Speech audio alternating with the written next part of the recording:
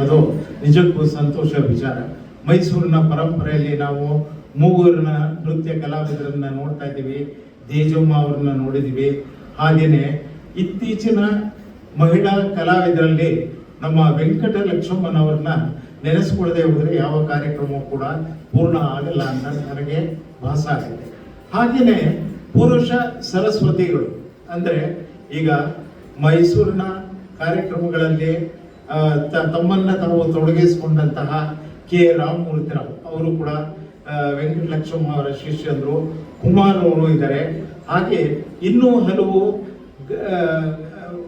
ಪುರುಷರು ನೃತ್ಯ ಪ್ರಕಾರದಲ್ಲಿ ತಮ್ಮನ್ನ ತಾವೇ ತೊಡಗಿಸ್ಕೊಂಡು ಈ ಕಾರ್ಯಕ್ರಮಗಳನ್ನ ಯಶಸ್ವಿಯಾಗಿ ನಡೆಸ್ಕೊಂಡು ಬರ್ತಾ ಇದ್ದಾರೆ. ನಿಜಕ್ಕೂ ಇದು ಮೈಸೂರಿನ ಪರಂಪರೆಗೆ ಇವರು ಪುರುಷರು ಕೊಟ್ಟ ಕೊಡುಗೆ ಅಂತ ನಾನು ಭಾವಿಸ್ತೀನಿ. ಈ ಒಂದು ಕಾರ್ಯಕ್ರಮದಲ್ಲಿ ನಾನು ಕುಮಾರ್ ಅವರ ಒಂದು ಸಂಸ್ಥೆಯ ಕಾರ್ಯವೈಖರಿಯನ್ನ ನೋಡಿ ಮಕ್ಕಳಿಗೆ ಏನಾದ್ರು ಪ್ರೋತ್ಸಾಹ ಕೊಡಬೇಕು ಅನ್ನೋ ಒಂದು ಇಚ್ಛೆ ಪಟ್ಟು ನಾನು ಒಂದು ಪುರಸ್ಕಾರಗಳನ್ನು ಘೋಷಿಸ್ತಾ ಇದ್ದೀನಿ. ಪ್ರತಿ ವರ್ಷ ಜೂನಿಯರ್, ಸೀನಿಯರ್ ಹಾಗೂ ವಿದ್ವತ್ ಪರೀಕ್ಷೆಗಳಲ್ಲಿ ಅತಿ ಹೆಚ್ಚು ಅಂಕಗಳನ್ನು ಗಳಿಸಿ ಅರ್ಹರೆನಿಸಿಕೊಂಡು ಮುಂದೆ ಬರ ಅಂತ ಮಕ್ಕಳಿಗೆ ನಾನು 3 ಜನ ಮಕ್ಕಳಿಗೆ ಪ್ರತಿ ವರ್ಷವೂ ಕೂಡ ತಲಾ 5,000 ನಗದು ಪುರಸ್ಕಾರವನ್ನು ಕೊಡಬೇಕು ಅಂತ ಅನ್ಕೊಂಡಿದ್ದೀನಿ. ದಯವಿಟ್ಟು ಇದನ್ನ ಈ ವರ್ಷದಿಂದನೇ ನಾನು ಶುರು ಮಾಡ್ತಾ ಇದ್ದೀನಿ.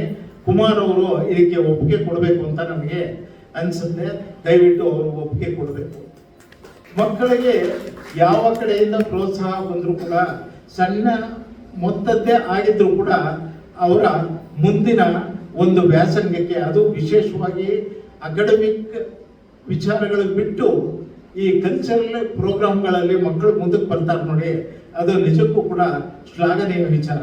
ನನ್ನ ಮಗಳು ಕೂಡ ಸಣ್ಣ ವಯಸ್ಸಿಂದಾನೇ ವಿಷ್ಣುದಾಸ್ ಅವರ ಹತ್ರ ನೃತ್ಯ ಕಲಿತು ನಂತರ ಚಂದ್ರಮತಿಯವರು ಹಾಗೂ ಕೃಪಾ ಪಡ್ಕೆ, ಕೆ ಮುರಳೀಧರ, ಇವತ್ತು ಕರ್ನಾಟಕದ ಹಲವು ನೃತ್ಯಗಾರ್ತಿಯರು ಕೆ ಮುರಳೀಧರ ರಾವ್ ಅವರ ಶಿಷ್ಯ ಪರಂಪರೆಗೆ ಸೇರಿದವರು ಅಂತ ಹೇಳೋದಕ್ಕೆ ನನಗೆ ನಿಜಕ್ಕೂ ಸಂತೋಷ ಆಗುತ್ತೆ.